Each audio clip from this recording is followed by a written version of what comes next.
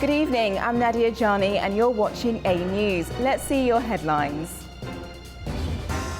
Israel and the US have recalled their delegations from Gaza ceasefire talks. Iran and the European Three convene for another round of nuclear talks in Istanbul. And tensions remain high in Asia as Thailand and Cambodia exchange artillery fire.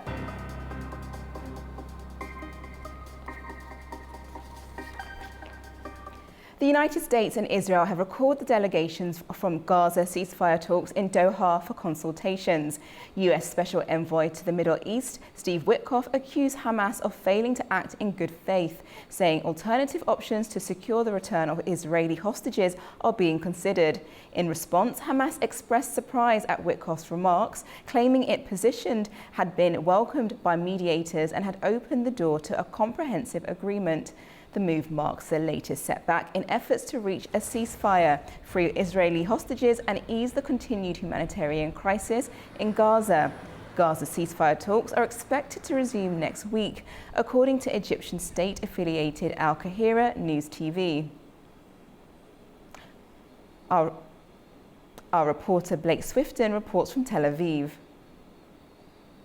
U.S. Special Envoy to the Middle East, Steve Witkoff, has said that the United States is recalling its negotiators from the Gaza ceasefire talks underway in Qatar over what he called the selfishness of Hamas, and said that the group is not acting in good faith. Instead, Witkoff said that the United States would pursue alternative options in order to win the release of the Israeli hostages still held captive in Gaza. What those alternative options may be is not clear at this stage. Some have expressed concern that perhaps the Gaza ceasefire talks are collapsing. Others view this as merely a setback, and still others believe that this may only be a negotiating tactic by the Americans and Israeli negotiators.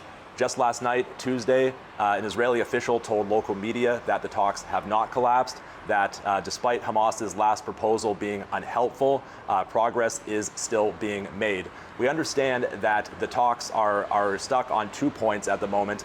One of which is that Hamas is insisting on the release of 200 Palestinian prisoners who were jailed with life sentences in exchange for the 10 living Israeli hostages who would be released in this deal. That number is far too high for Israeli negotiators. However, mediators have said that that number is perhaps only an opening bid and the sides can come together on an eventual number. The other point of contention is where Israeli soldiers will redeploy to during a ceasefire. Israel has said it wants to keep its forces 1.2 kilometers into Gaza. Hamas only wants them 1 kilometer deep into Gaza. However, mediators have said that the two sides are not that far apart and that a solution may be workable. Meanwhile, as the humanitarian situation in Gaza continues to degenerate and starvation across the Strip continues to spread, according to aid organizations, pressure is mounting on Israel to act, with the leaders of France, the UK, and Germany holding an emergency call on Friday on ways to stop the fighting, to stop the war, and to get more food into Gaza. Blake Sifton for A News, Tel Aviv. Israeli protesters took to the streets in Tel Aviv on Thursday, calling for an end to the war in Gaza and the release of hostages. Crowds filled the streets in Tel Aviv as tens of thousands of people protested on Thursday, urging the Israeli government to make a deal with Hamas to end the war in Gaza. The demonstrations come as both Israel and the United States pulled their delegations from ongoing ceasefire negotiations for further consultations. Protesters are continuing to demand the immediate return of hostages held by Hamas. So tonight we are here because we're asking our government and Hamas end this war, bring all of the hostages back at one deal at once, bring all of the soldiers home, finish this war. We know that the negotiation is a little bit stuck somewhere, and we're asking all of the sides, please do the right thing, sit down, talk about it. Everything is solvable. Please finish the war. It's been enough. It's enough. We need this war to end. We need our lives back. I am here to to ask for the hostages to come back home. Gaza is not their place. Their place is nearby their families. This is the first thing. The second thing is to finish the war, because the hostages will not come back home until the war will be finished. Meanwhile, several countries are urging for an end to the war to alleviate humanitarian situation in the Gaza Strip. France will become the first G7 country to officially recognise a Palestinian state. President Emmanuel Macron confirmed the move will be announced at the United Nations General Assembly in September. Home to Europe's largest Jewish and Muslim communities, France will become the first major Western country to recognise a Palestinian state. French President Emmanuel Macron made the announcement in a post on X, calling for an immediate ceasefire in Gaza and massive humanitarian aid for its people. Macron will make his decision official in September at the United Nations General Assembly, with the hope of bringing peace to the region. Palestinian officials welcome Macron's decision, calling it a step towards self-determination. A letter from Macron to Palestinian Authority President confirmed the recognition and outlined a vision for demilitarized Palestine that coexists with Israel. But Israel has reacted angrily. Prime Minister Benjamin Netanyahu called the move a reward for terror, referencing the Hamas-led 7th of October attacks that killed 1,200 people. He warned a Palestinian state under current conditions would threaten Israel's security.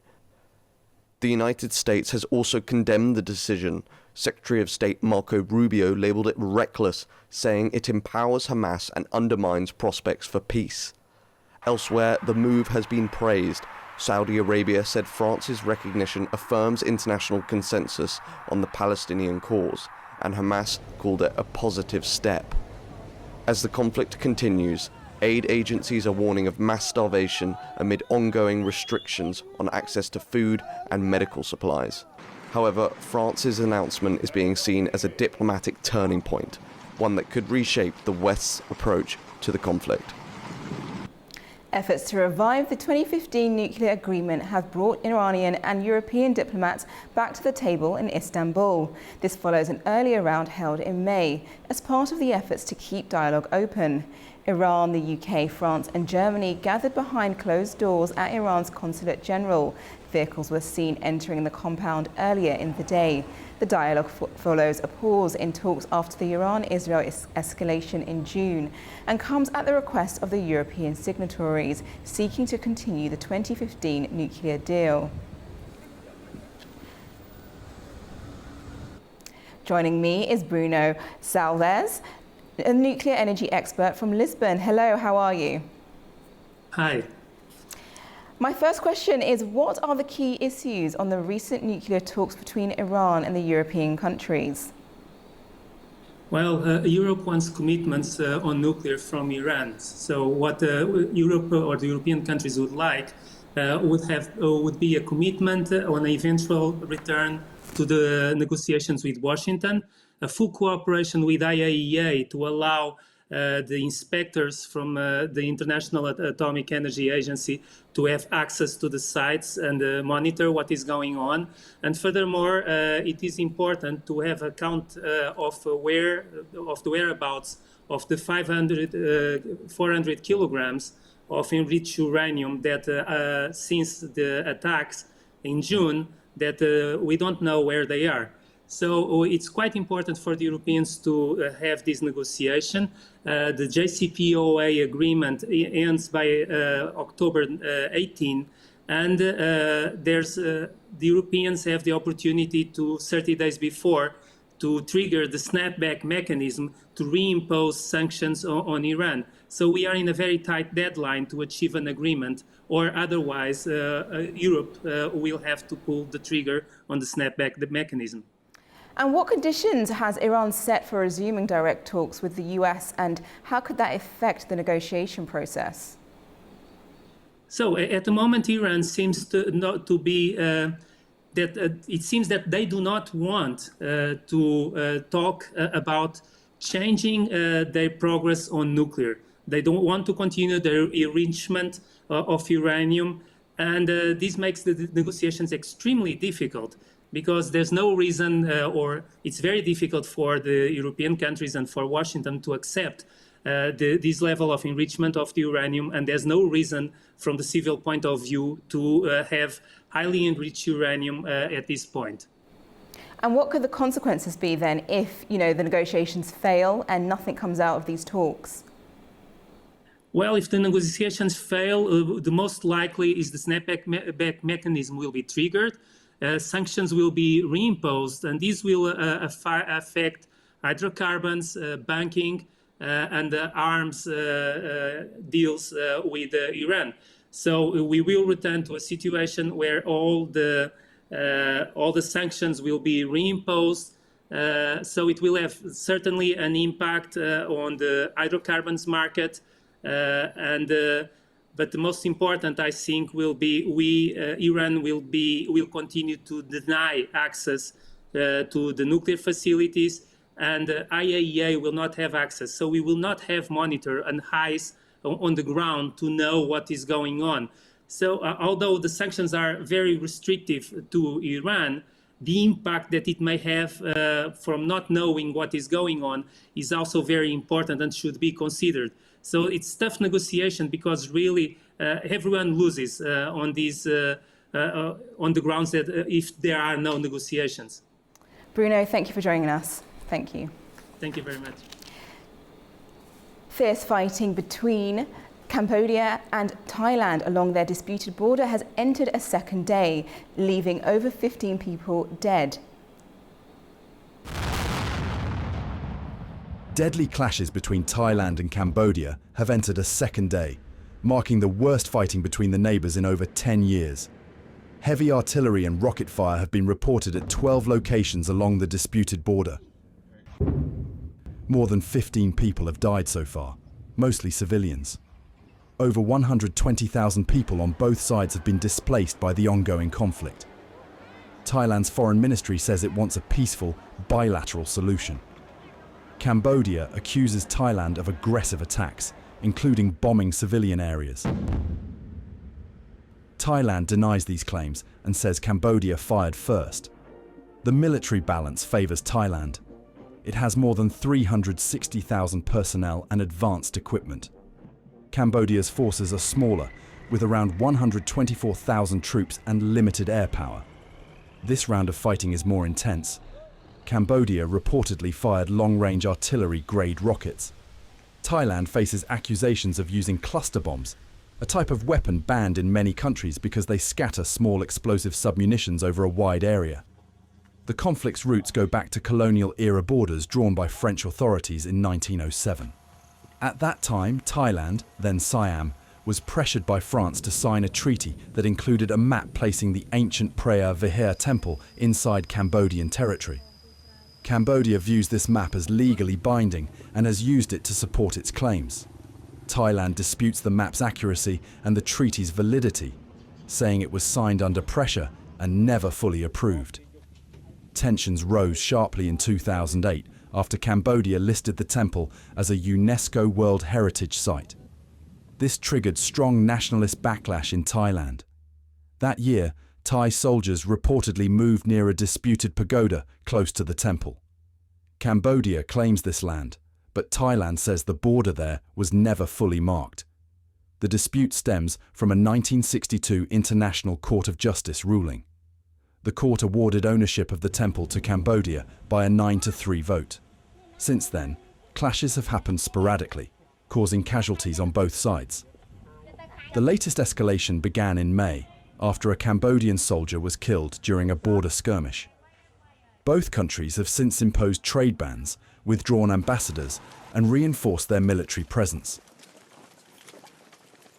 China has offered to mediate. Foreign Minister Wang Yi described the conflict as rooted in the legacy of Western colonialism. He urged both countries to resolve their differences peacefully to maintain regional stability. Malaysia has proposed a ceasefire plan, which Cambodia supports. While Thailand's foreign ministry initially rejected third-party mediation from the US, China, and Malaysia, Acting Prime Minister Phumtham Wechayachai later welcomed Malaysia's offer, emphasizing that a clear commitment from Cambodia is needed for a ceasefire. A tropical storm in the Philippines has caused at least 25 deaths. Days of heavy rain triggered floods and landslides across several provinces. At least 25 people have been killed in the northern Philippines after a week of heavy rains brought by Typhoon Komay. The storm downed power lines and triggered landslides and flooding across several provinces after intensifying the southwest monsoon. Residents say the flooding has disrupted local businesses and hurt their livelihoods. It is a struggle, and our business has been weak because the floods made it less accessible, although our clients have found a way and have parked their vehicles on the other side. If someone needs our help, we can still help them, and if we don't open shop, then we don't have the money to eat or pay rent. The country's disaster agency says damage to agriculture and infrastructure has reached an estimated $73 million. With winds reaching 120 kilometres per hour, Komay forced the closure of schools and government offices before weakening into a tropical storm after crossing the mountains and exiting Luzon Island. Nearly 70 flights were cancelled due to the combined impact of the typhoon and the southwest monsoon, which continues to bring heavy rainfall. Komay is the fifth tropical cyclone to hit the Philippines this year, a country that typically experiences around 20 typhoons annually. To Italy now, where emergency teams are battling another wildfire as flames spread dangerously close to homes and farmland overnight. It's the latest in a series of blazes hitting southern Europe during an intense summer heat wave. A fast-moving wildfire broke out overnight between Partinico and San Giuseppe Giato in Sicily, threatening homes and farmland on Italy's southern island. Flames reached the edges of some residential neighbourhoods, with cultivated land also reportedly damaged. Fire crews and emergency vehicles were deployed through the night, battling intense heat and smoke as the blaze spread across forested areas. The incident follows another fire near Palermo just a day earlier, highlighting growing concerns over wildfire activity in the region. The outbreak comes as parts of Europe face extreme heat, with wildfires burning large areas of land across the continent this year.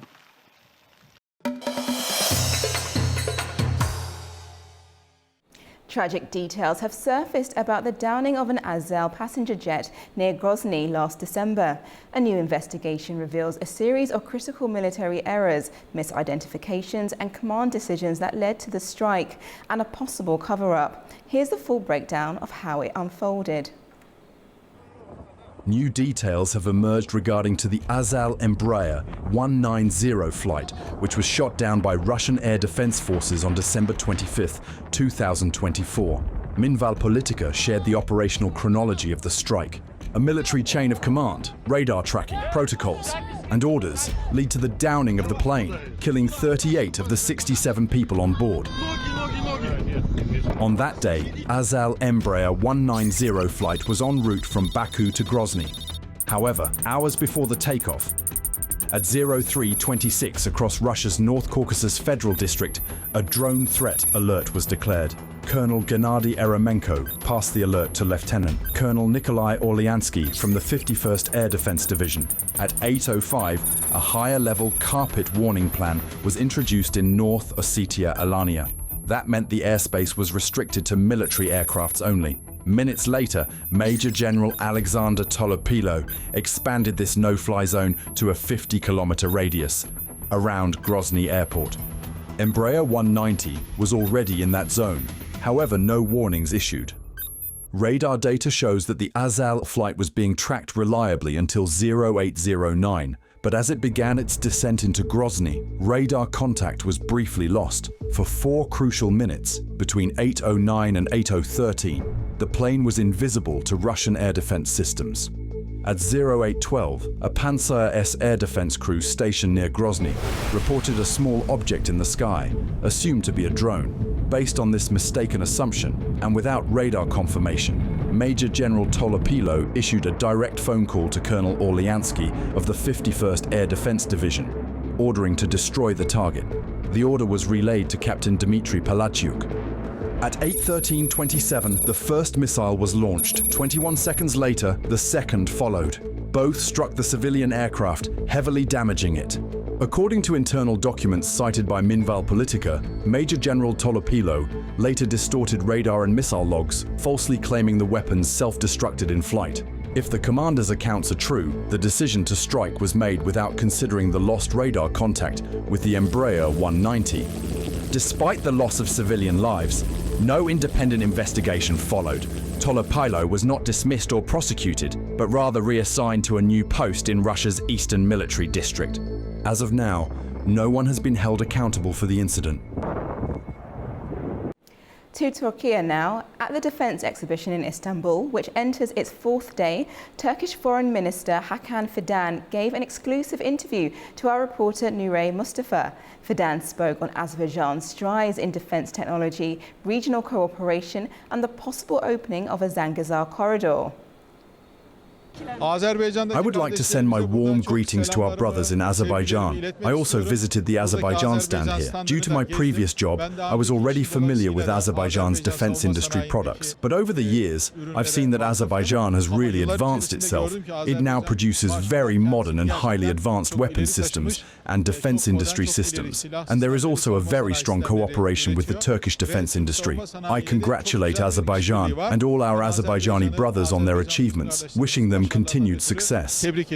What are your expectations if relations with Armenia improve and the Zangezur corridor is eventually opened? As you know, President Aliyev and his counterparts are working intensively on this issue. We are also in close cooperation and consultation. Hopefully, we will see progress here soon, together. Thank you very much.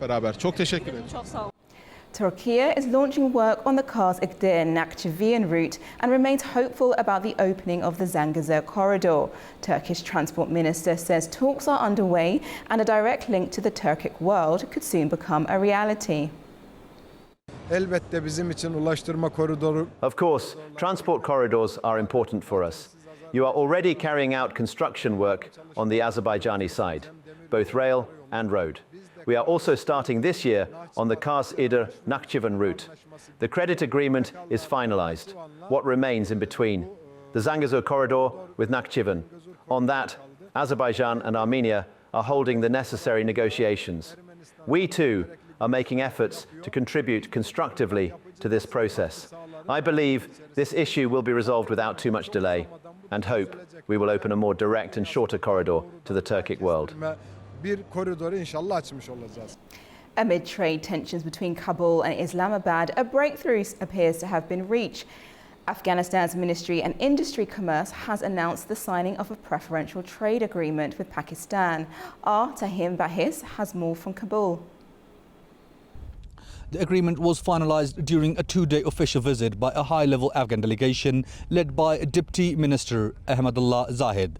Under the agreement, 4 key Afghan agricultural products, grapes, apples, pomegranates and tomatoes will be exported to Pakistan under preferential tariffs. In return, Pakistan will export bananas, mangoes, potatoes and mandarins to Afghanistan under similar terms. Officials say the aim is to lower cost, streamline customs processes and support farmers and traders on both sides of the border. The ambassador of Afghanistan in Islamabad confirmed that the agreement will be valid for 1 year and can be extended by mutual consent. He also noted that more products could be included in future phases of the deal. In addition to the tariff deal, several other key outcomes were announced. The Angul-Ada border crossing is scheduled to reopen by end of August 2025.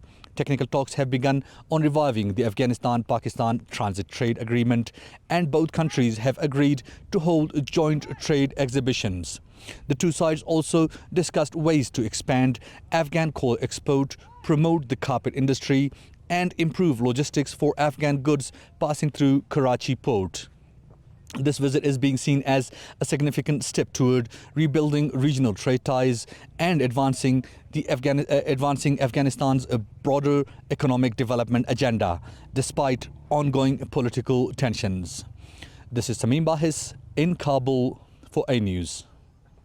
Uzbekistan's Energy Ministry, Azerbaijan Soccer and Uzbekneft have signed a production sharing agreement for hydrocarbon exploration and production in the Ursirt region.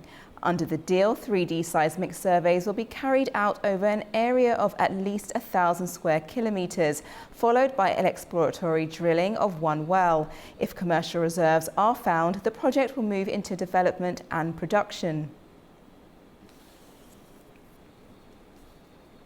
Concerns over a potential disruption of Kazakh oil exports through the Black Sea have emerged due to a new Russian port regulations and Western sanctions. Kazakhstan's Energy Ministry says shipments are continuing as usual. Our Fariza Kalimarzina has more.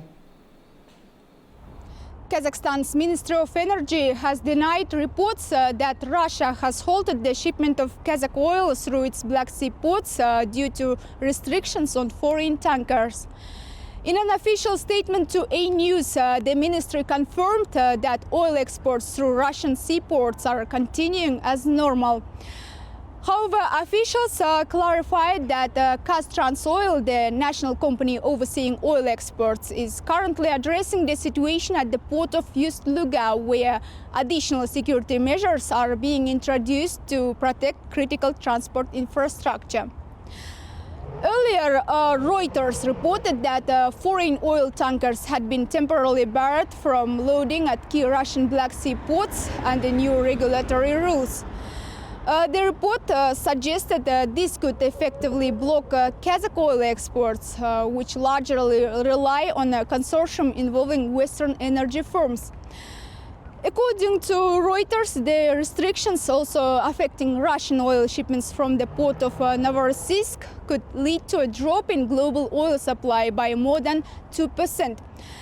These developments come amid the European Union's latest round of sanctions against Russia. Earlier this week, President Vladimir Putin signed a law requiring foreign vessels to obtain clearance from Russia's Federal Security Service before entering the country's ports.